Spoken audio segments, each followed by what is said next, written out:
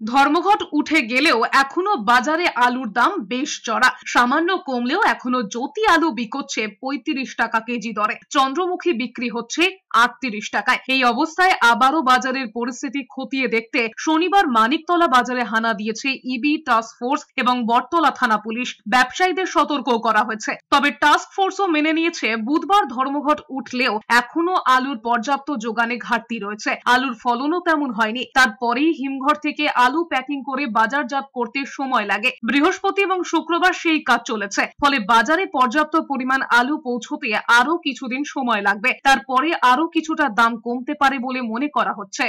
Target 30-এর নিচে নামিয়ে আনা, এরপরে দেখা যাক কি হয় শেষ পর্যন্ত। কোথাও 34-35 বেজলে প্রশাসন তার ব্যবস্থা।